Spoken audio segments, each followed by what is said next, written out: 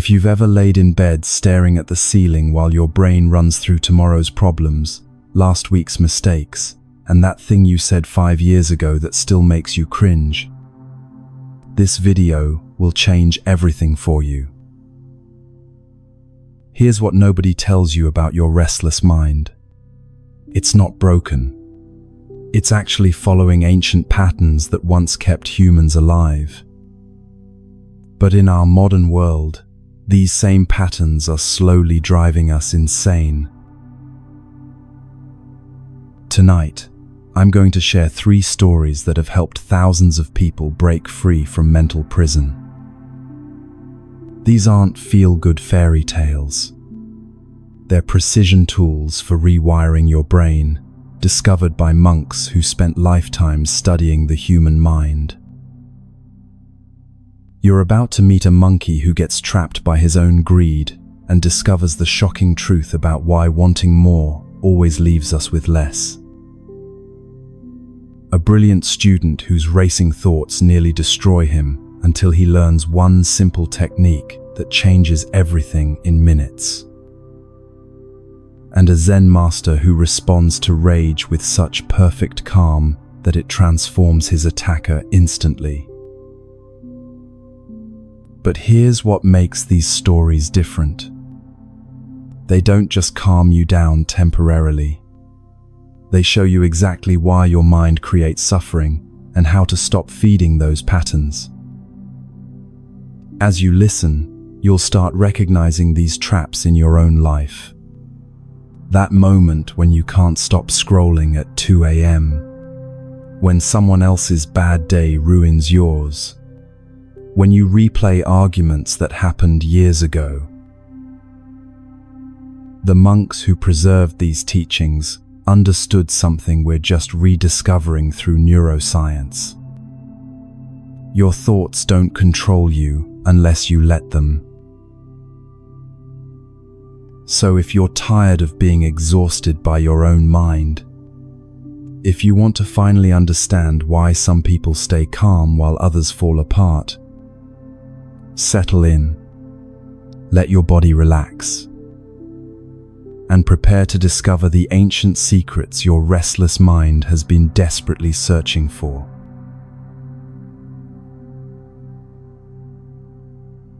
In a small village nestled between ancient mountains and whispering bamboo forests, there lived a monkey unlike any other. The villagers called him Jin, which means precious. Though by the end of our story, you'll understand the irony in that name. Jin wasn't content with the simple life that satisfied other monkeys. While his companions were happy swinging through trees and sharing wild fruits, Jin had developed what we might recognize as a very human problem. He was never satisfied with what he had. Picture Jin in your mind. Small, quick, with intelligent eyes that were always searching, always wanting. If a trader dropped a shiny coin, Jin would spend hours figuring out how to get it. If colorful silk fluttered in the wind, he'd devise elaborate plans to claim it. If he spotted something rare or beautiful, his mind would become completely consumed with one thought: I must have that. Now, if you're honest with yourself, you might recognize Jin's nature. Maybe it's not shiny objects that capture your attention. Maybe it's the perfect job, the ideal relationship, or even something as simple as your phone notifications. We all have our version of Jin's precious things.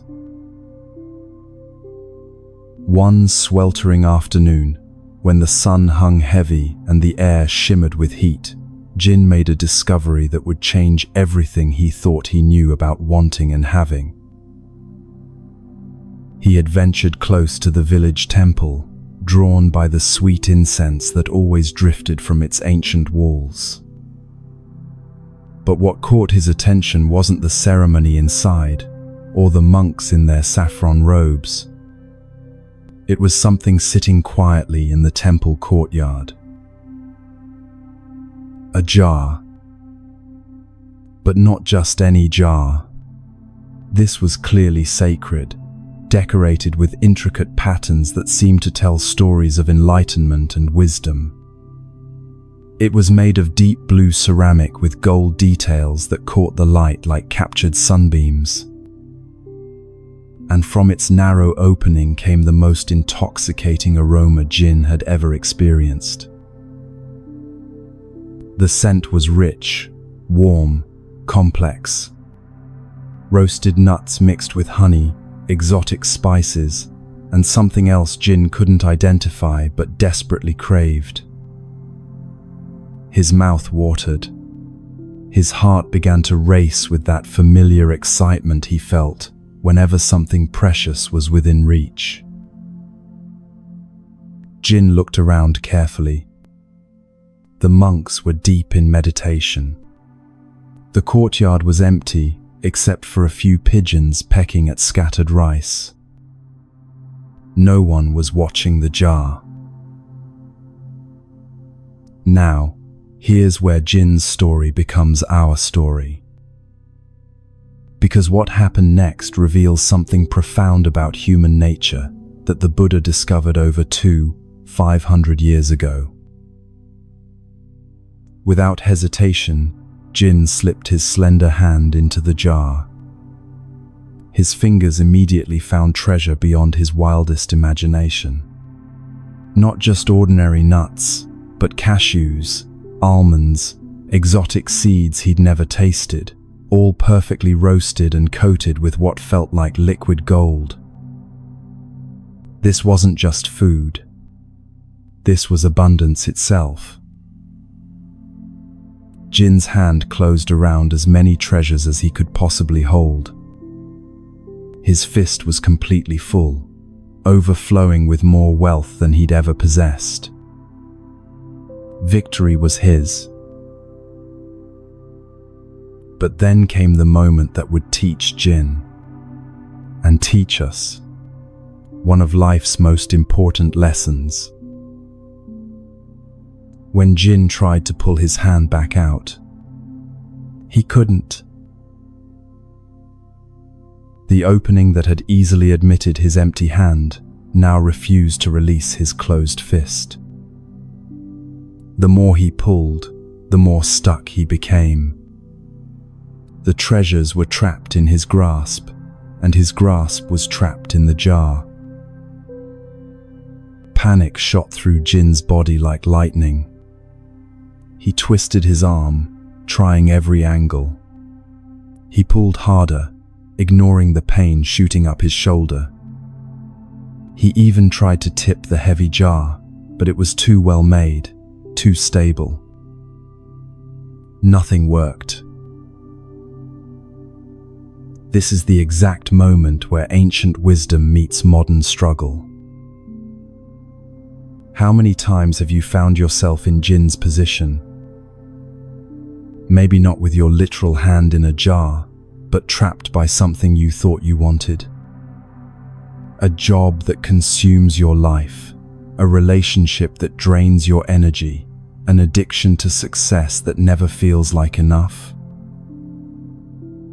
The Buddha taught that this kind of suffering comes from what he called upadana, usually translated as attachment or clinging. But it's more precise than that. It's the moment when our desire to possess something completely ends up possessing us instead. Jin sat there in the temple courtyard, his hand trapped, his heart racing, finally understanding something that would change his life forever. As Jin struggled against the jar, sweating in the afternoon heat, footsteps approached across the stone courtyard.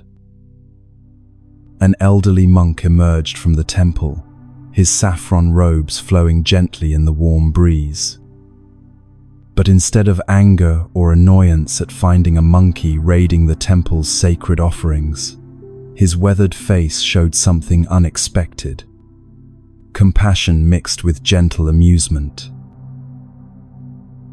"Little friend," the monk said softly, settling onto the ground beside Jin.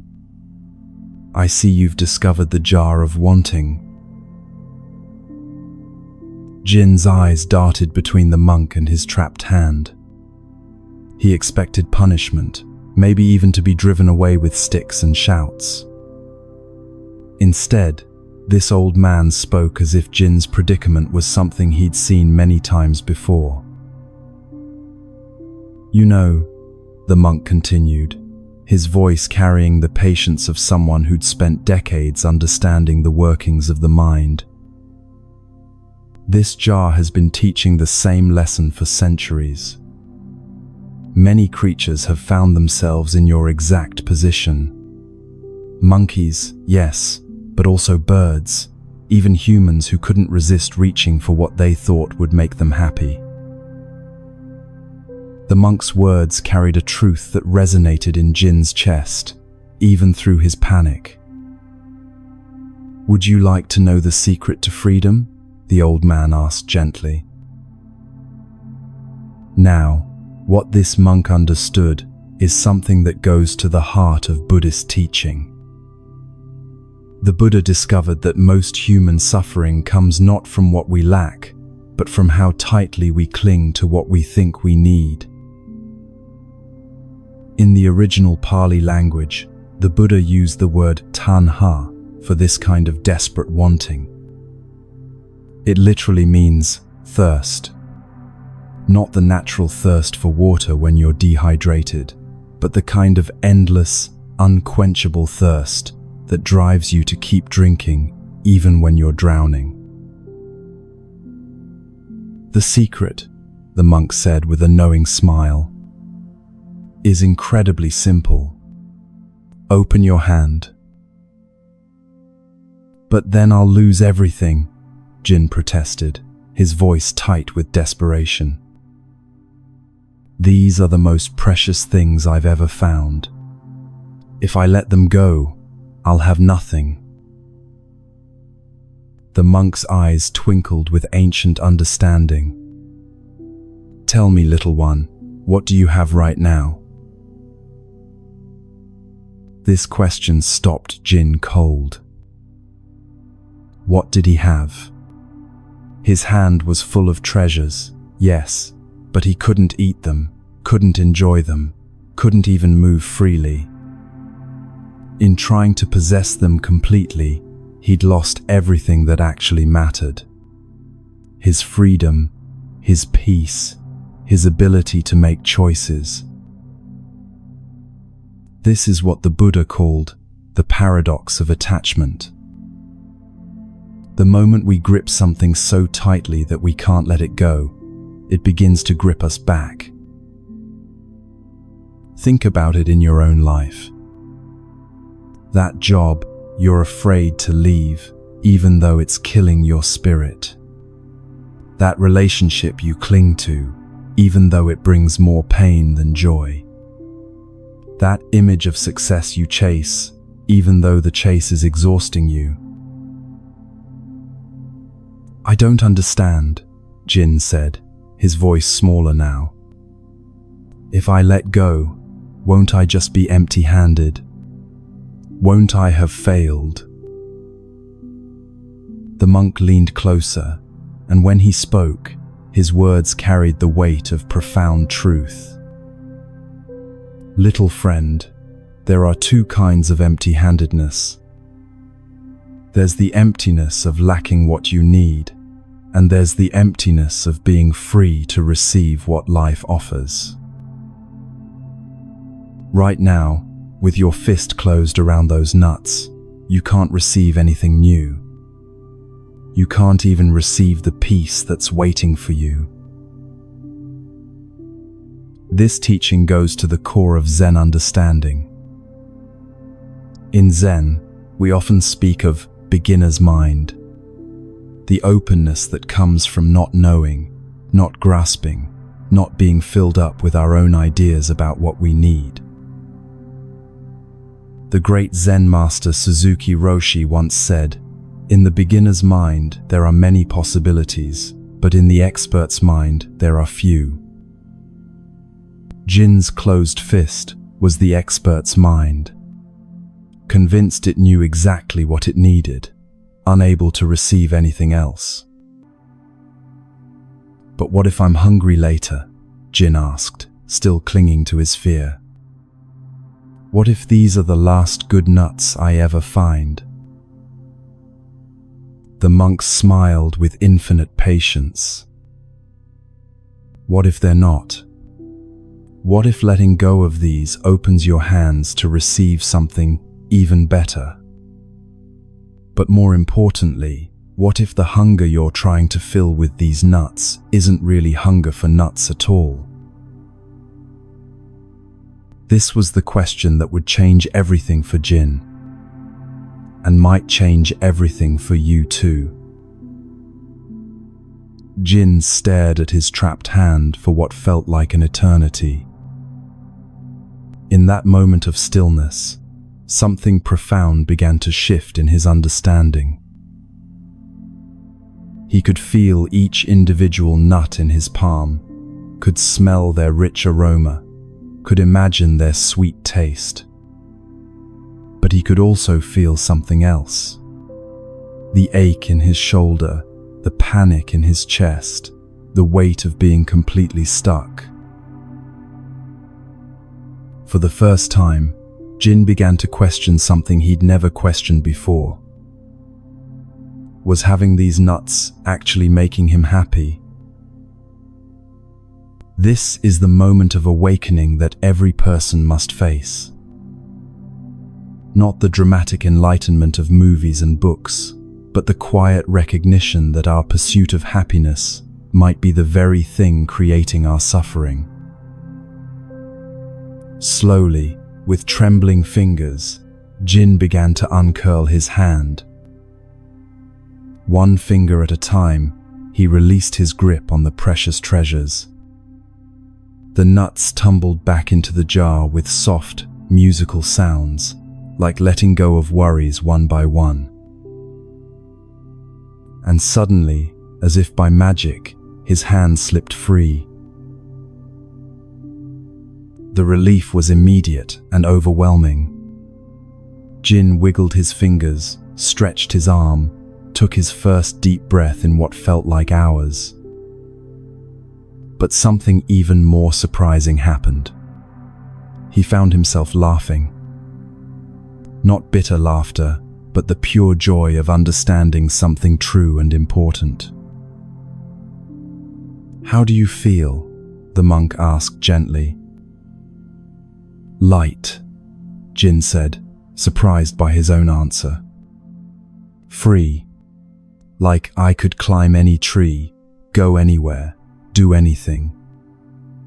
He paused, looking at the jar with new eyes. Those nuts are still there, but somehow they don't seem as important anymore. The monk nodded knowingly. This is what we call letting go. Not because the things themselves are bad, but because clinging to them traps us. When your hand is open, you can still enjoy the nuts, but you can also put them down when you're finished. Now, let's bring this ancient wisdom into your modern life. Right now, as you're listening to this story, what are you gripping so tightly that it's beginning to grip you back? Maybe it's your phone. You reach for it seeking connection, entertainment, or information, but find yourself trapped in endless scrolling that leaves you more anxious than before. Your hand might be free, but your attention is caught in a digital jar. Maybe it's a relationship. You hold on so tightly to someone, trying to control their choices, their feelings, their future, that you squeeze the life out of the very connection you're trying to preserve. Maybe it's success. You've worked so hard to achieve a certain image, a certain lifestyle, a certain status, that you can't imagine who you'd be without it. but the effort to maintain it is exhausting you, and you can't remember the last time you felt truly satisfied. Or maybe it's control itself. You plan every detail, anticipate every problem, try to manage every outcome, believing that if you just grip life tightly enough, nothing bad will happen. But instead of safety, you've created a prison of anxiety. The Buddha taught that this kind of suffering is optional. Not because life doesn't contain real challenges. Of course it does. But because most of our suffering comes from our resistance to what's already happening, our desperate attempts to make reality different than it is.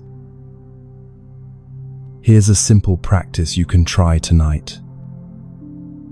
Before you fall asleep, take a moment to notice what you're holding on to from today. Maybe it's anger at someone who cut you off in traffic. Maybe it's worry about tomorrow's presentation. Maybe it's regret about something you said or didn't say. Imagine each of these concerns as a nut in your hand. Feel the weight of carrying them. Notice how they make your mind feel heavy, restless, unable to rest. Then, like Jinn, slowly begin to open your mental fist. Let each worry, each regret, each need to control fall gently away. This doesn't mean becoming careless or irresponsible. It means recognizing the difference between caring about something and being trapped by it. Jinn could still appreciate beautiful nuts without being enslaved by them. You can still care about your work, your relationships, your future without being imprisoned by the need to control them perfectly. As Jinn walked away from the temple that day, his hands empty but his heart full, he carried with him a truth that would transform his life. Freedom isn't about having everything you want.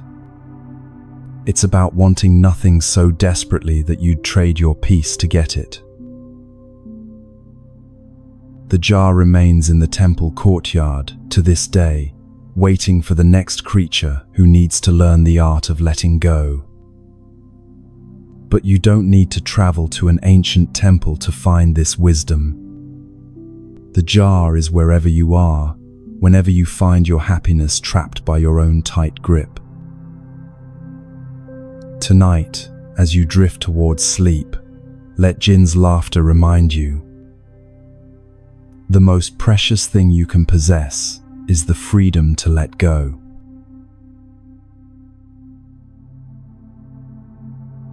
In the bustling city of Kyoto, where ancient temples stood surrounded by modern towers and the sound of traffic mixed with temple bells, lived a young man named Kenji. At 24, Kenji was everything society told him he should be proud to be. Brilliant, ambitious, destined for success. He was in his final year of medical school, consistently at the top of his class, already accepted into a prestigious residency program. His professors praised his sharp intellect. His parents beamed with pride when they spoke of their son, the future doctor. By every external measure, Kenji's life was perfect. But inside Kenji's mind, a different story was unfolding. Picture this. It's 3 a.m., and Kenji is lying in his narrow dormitory bed, staring at the ceiling while his brain runs like a computer that can't shut down. His thoughts race from tomorrow's anatomy exam to next week's clinical rotation, to whether he studied enough pharmacology, to what his supervisor said 3 days ago that might have been criticism, to whether he's really smart enough for surgery, to why his girlfriend seemed distant on the phone, to whether his parents' sacrifices for his education will be worth it. This wasn't just occasional worry. This was Kenji's constant reality. His mind had become like a television stuck between channels, producing nothing but static and noise. During lectures, while professors explained complex medical procedures, part of Kenji's brain would be planning his study schedule for the next 3 weeks. While studying, his mind would jump to worries about his future career. While eating, he'd replay conversations, analyzing every word for hidden meanings. Even during conversations with friends, there was always a background commentary running. Am I saying the right thing? Do they think I'm smart enough? Should I mention that research project? Sound familiar? In our hyper-connected world, Kenji's experience has become almost universal. We live in what psychologists now call the attention economy, where our focus is constantly being pulled in dozens of directions at once. The breaking point came during what should have been Kenji's proudest moment. He was presenting his research on neuroplasticity to a panel of distinguished doctors, work that could potentially help stroke patients recover faster. But as he stood at the podium, his carefully prepared presentation crumbling in his shaking hands, his mind went completely blank. Not the normal nervousness of public speaking. Complete mental paralysis. For 30 seconds that felt like 30 years, Kenji stood frozen while his racing thoughts crashed into each other like cars in a mental traffic jam. What's the first slide about? Why can't I remember? Everyone's staring. I'm failing. My parents will be devastated. I'm not cut out for this. I should quit, but I can't quit. What's wrong with me? Somehow, he managed to stumble through the presentation, but afterward, sitting alone in his dorm room, Kenji faced a terrifying realization. His own mind had become his worst enemy. That night, unable to sleep once again, Kenji made a decision that would change his life. He walked through the quiet streets of Kyoto until he found himself at the gates of Nanzenji, one of the city's most ancient Zen temples. Even at 4 a.m., the temple grounds were peaceful, illuminated by soft lanterns that cast gentle shadows on the raked gravel paths. Kenji sat on a wooden bench, surrounded by the sound of wind in the pine trees and the distant trickle of a small waterfall. For the first time in months, the external quiet seemed to offer his internal chaos a moment's rest. You look like someone whose mind won't let him sleep. Kenji turned to find an elderly monk approaching, his presence so calm it seemed to slow down time itself. The monk's name was Roshi Tanaka, though Kenji wouldn't learn this until later. What struck Kenji immediately was the quality of stillness around this man. Not the stillness of someone who was tired or empty, but the stillness of deep, unshakable peace. "How did you know?" Kenji asked, surprised by his own willingness to talk to a stranger. The monk smiled gently. A racing mind shows in the eyes, in the way someone sits, in the very air around them. You carry the weight of 10,000 thoughts. Tell me, young man, when did you last experience a moment of mental silence? Kenji tried to remember and realized with shock that he couldn't. Not in months, maybe years. There was always something his mind was chewing on, analyzing, worrying about, planning for. "I can't stop thinking," Kenji admitted, the words tumbling out like water through a broken dam. I study harder than anyone I know, but I never feel prepared enough. I plan everything perfectly, but I'm always anxious about what I missed. I want to be successful, but the effort to succeed is destroying me.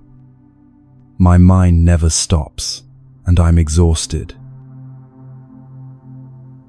Roshi Tanaka nodded with deep understanding.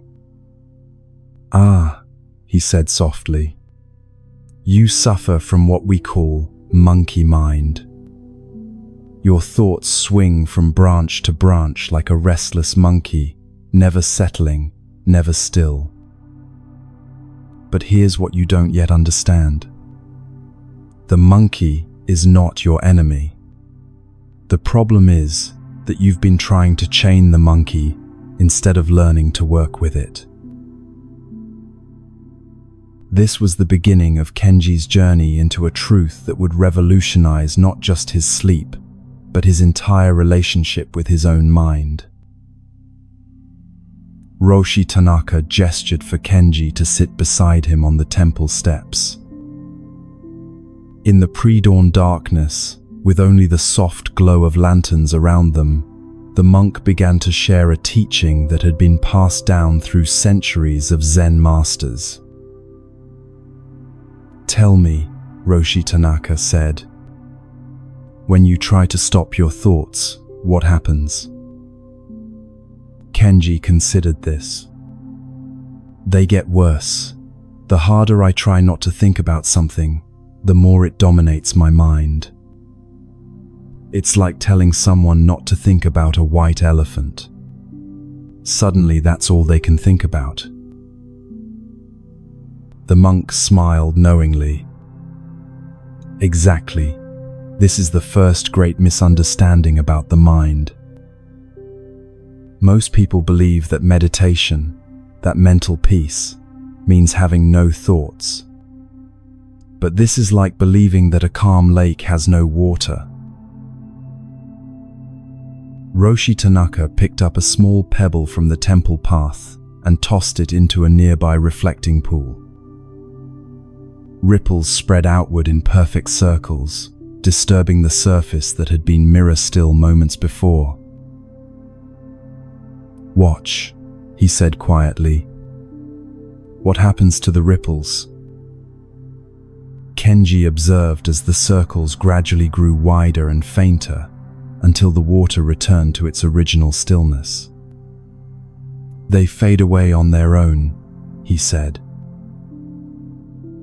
"Yes, and what would happen if you tried to stop the ripples by hitting the water with your hand?" More ripples, more disturbance. "This," Roshi Tanaka said with gentle emphasis, "is the secret your racing mind needs to learn.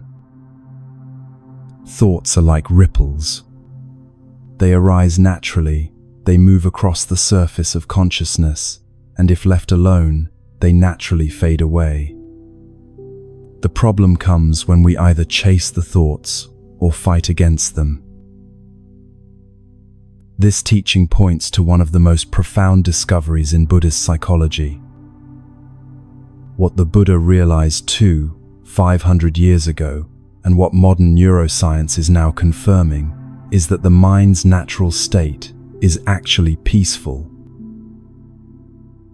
The constant mental chatter that exhausts us isn't some fundamental flaw in human consciousness.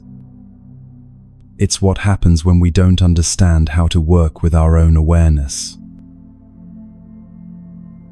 "In Zen," the monk continued, "we have a phrase, sitting quietly, doing nothing. Spring comes, and the grass grows by itself. This doesn't mean being lazy or passive. It means understanding that some of the most important work happens when we stop trying so hard." Kenji felt a mix of hope and skepticism. "But Roshi, I have real responsibilities. Medical school, exams, patients who will depend on me. I can't just stop thinking about important things. Roshi Tanaka's eyes twinkled with understanding. Who said anything about stopping thinking? We're talking about learning when to think and when to rest. Right now, your mind is like a muscle that never relaxes. Eventually, it becomes too tired to work effectively at all. The monk stood and began walking slowly around the reflecting pool. Let me teach you something practical. Close your eyes and listen only to your breath. Don't try to change it. Don't try to control it. Just notice the air coming in and going out. Kenji closed his eyes, expecting this to be simple. Within seconds, his mind was off and running. Am I doing this right? How long should I breathe? I have that exam tomorrow. Did I study enough cardiology? What if I fail? What if? Notice, Roshi Tanaka said gently. Your thoughts have carried you away from your breath. This is not a failure. This is simply what untrained minds do. Now, gently, like guiding a child back to safety, return your attention to breathing. This simple instruction contained layers of wisdom that Kenji was only beginning to understand. In Buddhist teaching, this gentle returning of attention is called mindfulness. Not the effortful concentration of studying, but the relaxed awareness of simply noticing what's happening right now. Try again, the monk encouraged. And when your mind wanders, not if, but when, simply notice where it went and gently guide it back.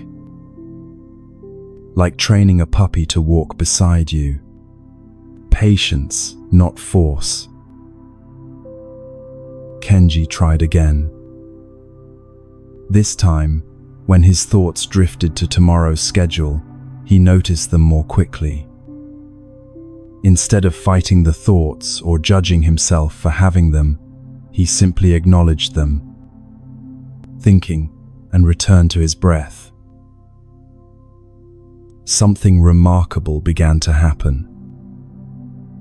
For brief moments, just seconds at first, there were gaps between thoughts. Tiny spaces of mental quietude that felt like cool water after walking in the desert.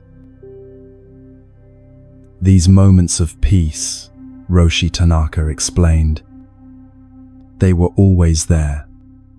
You simply learned to notice them.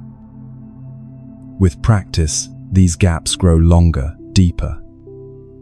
Not because you're suppressing thoughts, but because you're learning to rest in the spaces between them. This was Kenji's introduction to a truth that would transform his relationship with his own mind. Peace isn't something you achieve through effort. It's something you uncover by learning to let your natural awareness rest in itself. As the first hints of dawn began to color the sky above Nanzen-ji Temple, Kenji experienced something he hadn't felt in years. His mind was quiet. Not empty. He could still think when he needed to. Not blank. He was more aware of his surroundings than ever. But for the first time since childhood, there was space between his thoughts, room to breathe in his own consciousness. How do I take this with me? Kenji asked, knowing he'd soon have to return to the demanding world of medical school. How do I keep this peace when I'm back in the library, in the hospital, surrounded by stress and deadlines? Roshi Tanaka smiled. Ah, Now we come to the real practice. Peace in a temple is easy. Peace in the marketplace, that's where wisdom is tested. The monk began walking toward the temple's main hall, gesturing for Kenji to follow. "The breath is always with you," he explained. "In the middle of an exam, you can take one conscious breath. Between patients, you can notice 3 breaths. Walking from one class to another, you can sync your steps with your breathing. These aren't long meditation sessions. They're moments of returning home to yourself." This teaching reveals something crucial about applying ancient wisdom to modern life.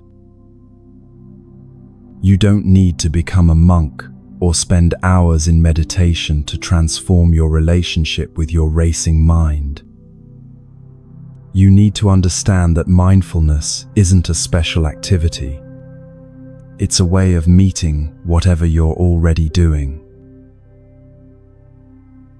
Let's bring this into your world right now.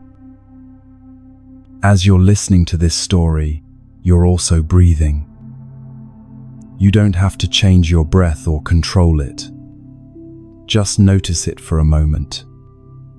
Feel the air entering your body. Feel it leaving. Notice how even this simple awareness creates a small space of calm in your mind. This is what Kenji learned to do throughout his day. When he felt his mind starting to race during lectures, instead of fighting the anxiety or drowning in it, he'd place one hand on his chest and take 3 conscious breaths. Not to escape the situation, but to meet it from a place of centeredness rather than panic. The racing mind, Roshi Tanaka had explained, isn't your enemy. It's like a smoke detector that's become too sensitive, going off even when there's no real fire. Mindfulness doesn't break the smoke detector. It teaches you to check whether there's actually smoke before you panic. Within a few weeks of practicing this simple breath awareness, Kenji noticed profound changes. His studying became more efficient because his attention was more focused. His sleep improved because his mind learned how to wind down. His performance in clinical rotations got better because he could stay present with patients instead of being lost in his own worried thoughts. But perhaps most importantly, Kenji discovered something that many high achievers never learn. You can care deeply about your work and your goals without being consumed by anxiety about them. Here's a practice you can try tonight, lying in your own bed. When you notice your mind starting to race, whether it's replaying today's conversations, worrying about tomorrow's tasks, or planning next week's schedule, don't fight those thoughts. Instead, gently shift your attention to the physical sensation of breathing. Feel your chest or belly rising and falling. If your mind wanders back to its worries, and it will, simply notice where it went and gently return to the breath. Think of it like training a friendly puppy who keeps running off to chase interesting smells.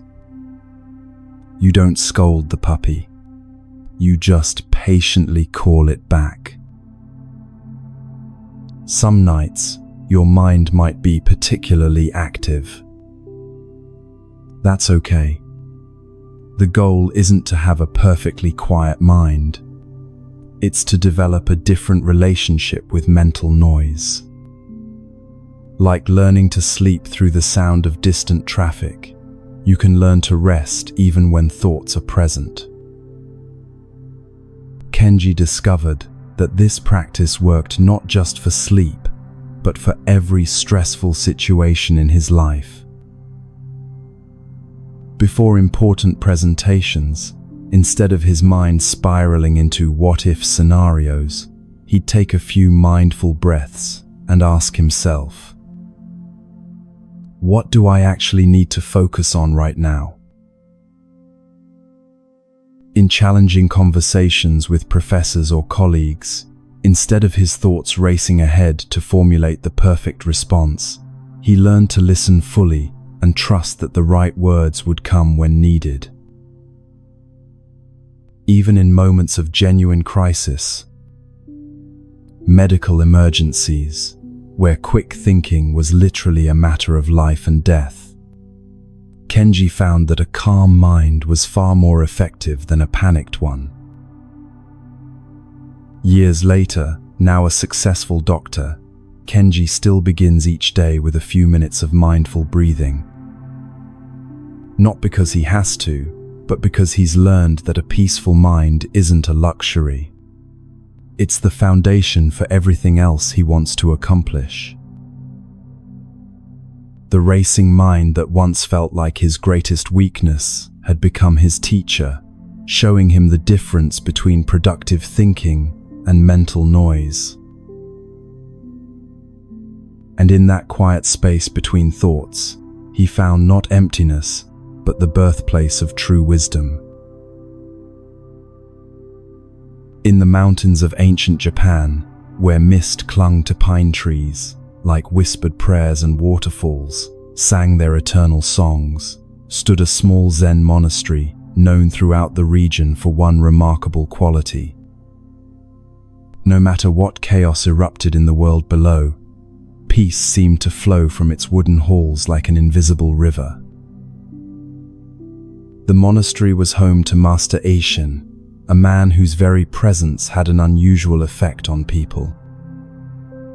Visitors often said that simply being near him made their breathing slow, their shoulders relax, their minds grow quiet.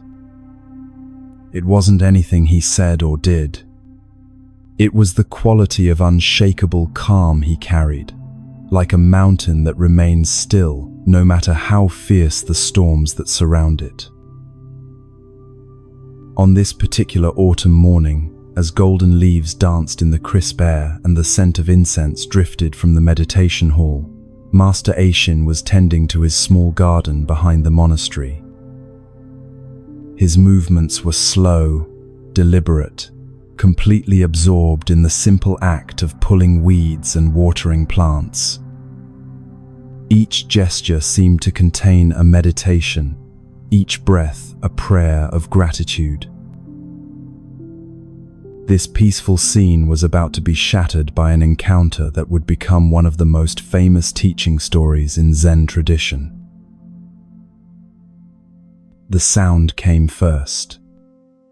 Heavy footsteps stomping up the mountain path, growing louder and more aggressive with each step. Then came the voice, rough and filled with rage, shouting even before its owner came into view. Where is this so-called master? Where is this fraud who pretends to have all the answers? Around the corner burst a man whose anger seemed to radiate from him like heat from a fire. This was Yamamoto, a wealthy merchant from the valley below, and everything about him screamed fury. His face was red, his fists clenched, his whole body vibrating with the kind of rage that comes from feeling powerless in a world that won't bend to your will. Yamamoto's story was one that might sound familiar to anyone living in our modern world. His business was failing. His competitors were using tactics he considered unfair. His own family seemed to respect him less with each passing day. And worst of all, he felt like he was losing control of everything he'd worked his entire life to build. But what had driven him to climb this mountain in a rage wasn't just his business troubles. It was something his own son had said to him the night before.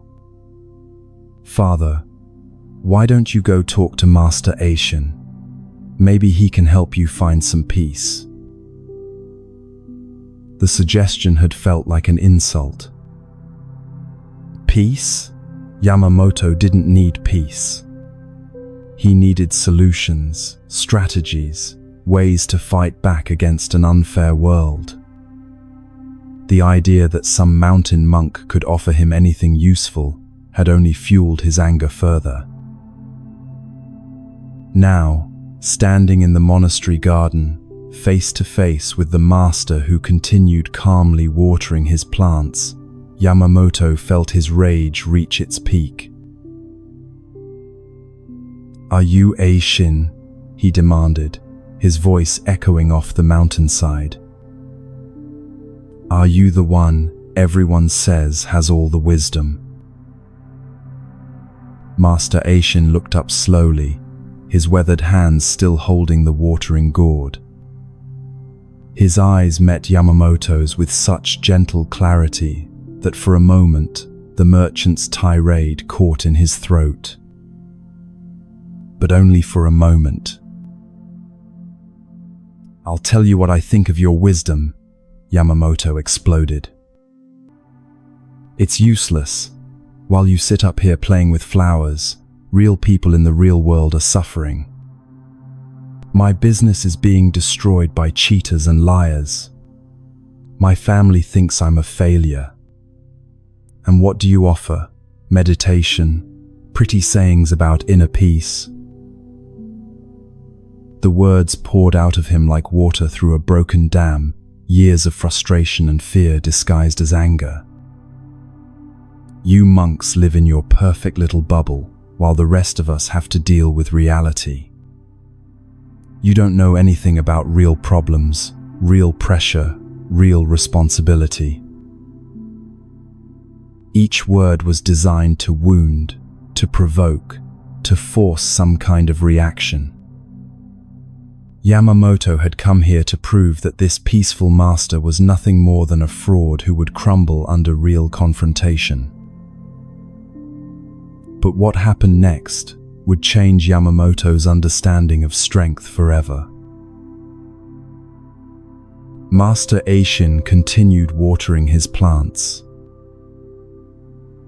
Not with the rigid control of someone suppressing emotion, not with the cold indifference of someone who didn't care. He continued with the same gentle attention he'd shown before Yamamoto arrived, as if the merchant's fury was no more disturbing than autumn wind rustling through leaves. After several minutes of this, Yamamoto shouting, Master Aishin gardening, something began to shift in the quality of the silence between the words. The merchant's voice started to lose its edge, not because he was running out of anger, but because shouting at someone who remained perfectly calm began to feel like shouting at a mountain.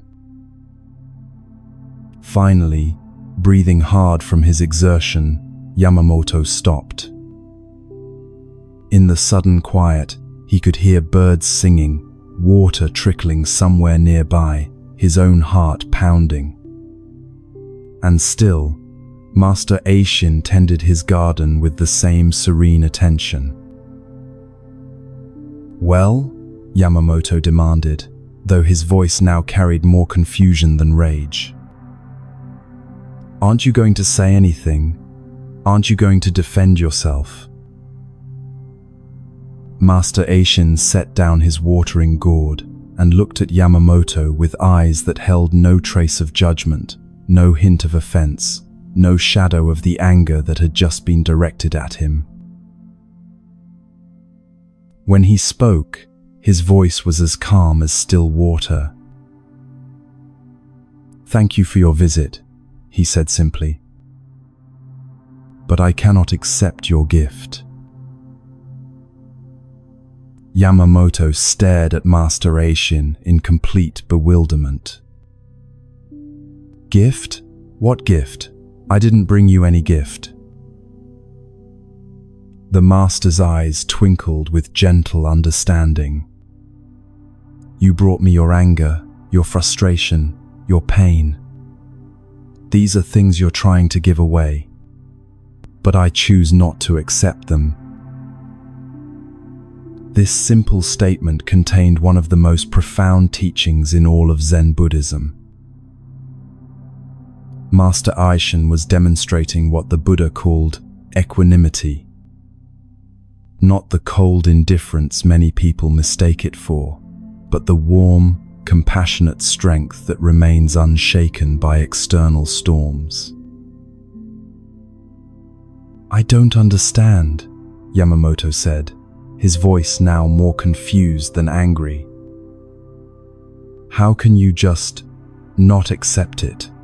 I was shouting at you, insulting you, attacking everything you stand for. Master Aishin bent down and picked up a fallen leaf, examining it with the same gentle attention he'd given his plants. Tell me, he said softly, if someone offers you a cup of poison and you refuse to take it, who still holds the poison? The question hit Yamamoto like a physical blow. In that moment, he realized something that would change his entire understanding of human interaction. He had climbed this mountain carrying a cup of poison, expecting to force someone else to drink it. But when Master Aishin refused to take it, Yamamoto was left holding it himself. This teaching goes to the heart of what the Buddha discovered about human suffering. In the Dhammapada, one of Buddhism's most important texts, it says, if a person speaks or acts with a calm, clear mind, happiness follows like a shadow that never leaves.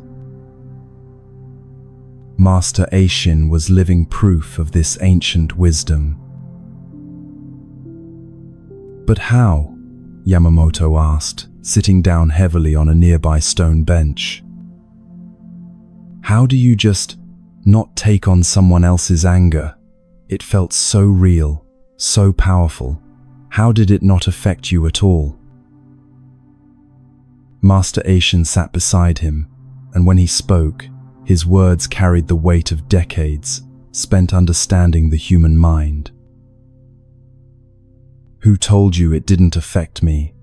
I heard your pain, your fear, your desperation. My heart felt compassion for your suffering.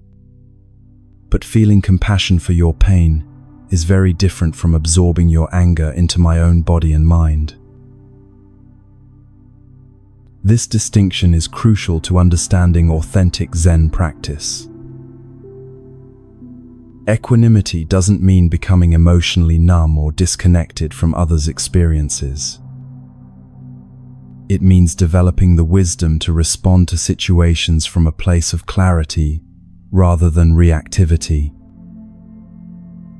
Think of it this way, Master Aishin continued, gesturing toward a large boulder nearby. When storms come, does this rock fight against the wind and rain? Does it try to stop the storm or argue with it? Yamamoto looked at the boulder, its surface weathered smooth by countless storms, yet fundamentally unchanged. No, he said quietly. It just remains itself. Exactly. The storm passes over it, around it, but the rock's essential nature remains unshaken. This is what we cultivate in Zen practice. Not the hardness of stone, but the unwavering stability of knowing who we are beneath the surface storms of emotion. In Buddhist psychology, this quality is called upekkha in the original Pali language. It's often translated as equanimity, but the word literally means to look over or to look with a balanced view. It's the mental state that can witness both joy and sorrow, praise and criticism, success and failure, without being swept away by any of them. But Master, Yamamoto protested, if everyone just stayed calm and unmoved like rocks, wouldn't the world become cold and uncaring? Don't we need passion, emotion, the fire to fight against injustice? Master Aishin smiled at this perceptive question. There's a difference between passionate action and reactive emotion. When you came here filled with rage, were you thinking clearly about solutions to your problems? Were you able to see the situation from multiple perspectives? Could you respond to your challenges with wisdom? Yamamoto considered this honestly. No, he admitted. I was just lashing out, trying to make someone else feel as bad as I felt. And now? Master Aishin asked gently.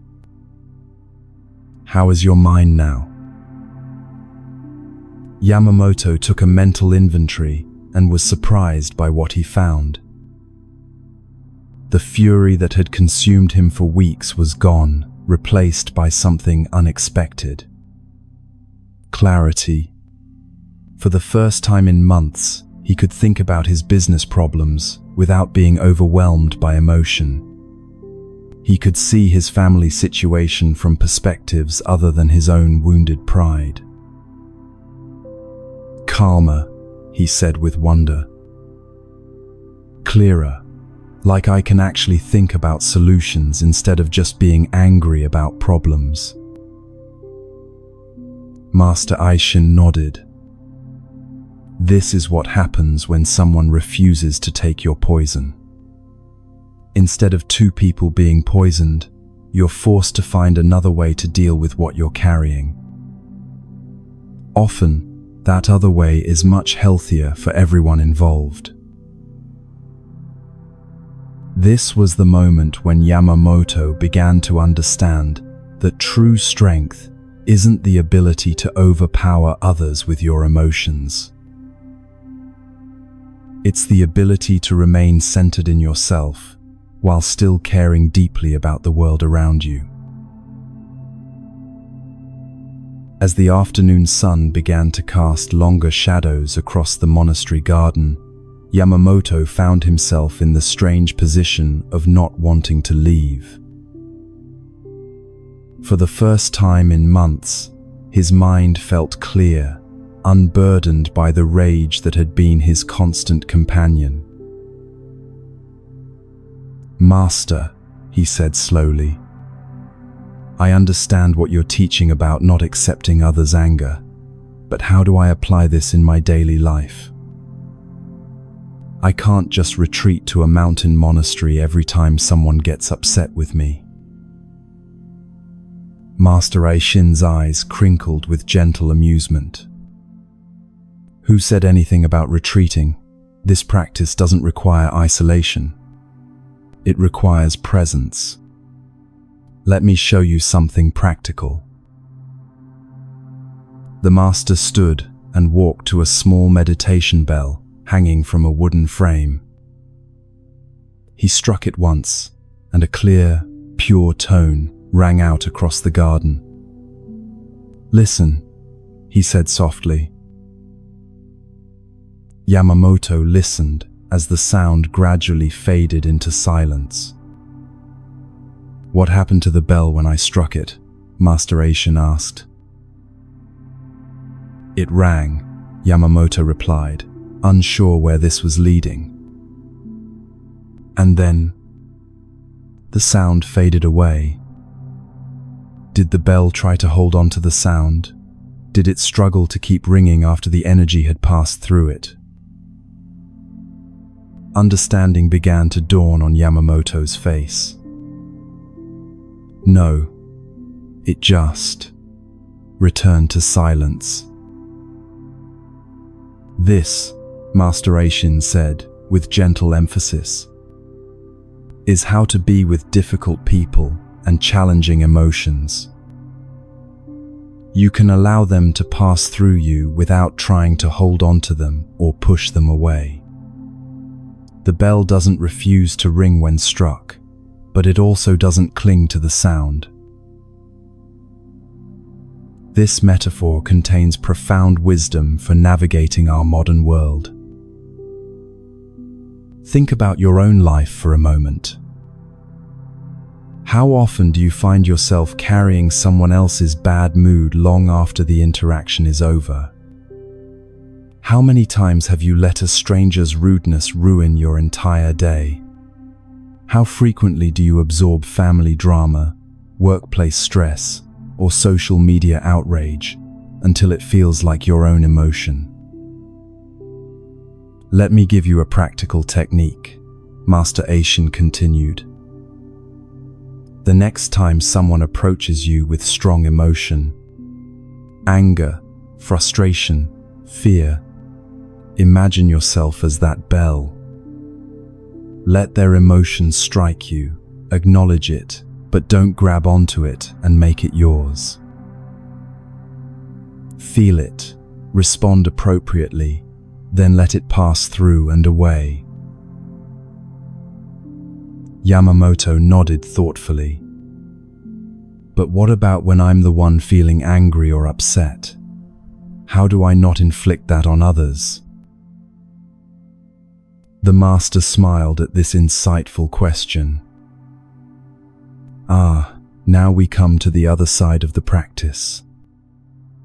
When you feel strong emotion arising, pause and ask yourself, is this feeling mine to process, or am I trying to give it away? This question cuts to the heart of emotional responsibility. Often, when we're upset, we unconsciously try to make others feel our discomfort. We raise our voice, slam doors, make sarcastic comments, or give cold shoulders. All attempts to transfer our internal state to someone else. The practice is simple but not easy, Master Aishin explained. When you feel the urge to dump your emotional poison on someone else, take 3 conscious breaths instead. Feel the emotion fully in your own body. Let it move through you like the sound through the bell. Then, from that clearer space, decide how to respond. Let's bring this wisdom into your everyday situations. Imagine you're at work and a colleague snaps at you because they're stressed about a deadline. Your first instinct might be to snap back, to defend yourself, or to absorb their stress and become anxious yourself. But what if you tried Master Aishin's approach? You could acknowledge their stress without taking it on. I can see you're feeling overwhelmed. How can I help? Or simply, I understand you're under pressure, and then continue with your own work without carrying their anxiety in your body. Or consider family dynamics. Perhaps your parent or partner comes home in a bad mood and starts criticizing everything in sight. Instead of either fighting back or silently absorbing their negativity, you could respond like the bell. Acknowledge what's happening without making it about you or trying to fix their emotional state. One more thing, Master Aishin said as the evening light began to fade. This practice of equanimity isn't about becoming emotionally distant. It's about becoming emotionally skillful. You can still feel deep compassion for others' suffering without drowning in it yourself. This distinction is crucial. True emotional mastery isn't numbness. It's the ability to feel deeply while maintaining your center. Like a skilled swimmer who can dive into turbulent waters to help someone in distress, without being pulled under themselves. As Yamamoto prepared to descend the mountain, his heart lighter than it had been in months, Master Aishin offered him a final piece of wisdom. Remember, every person you meet is fighting a battle you know nothing about.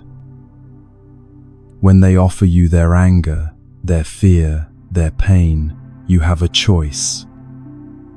You can add your own suffering to theirs, or you can be like still water, reflecting their truth back to them without disturbance, offering them the gift of your peace. That night, as Yamamoto returned to his family and his business challenges, he carried with him not solutions to his external problems, but something far more valuable.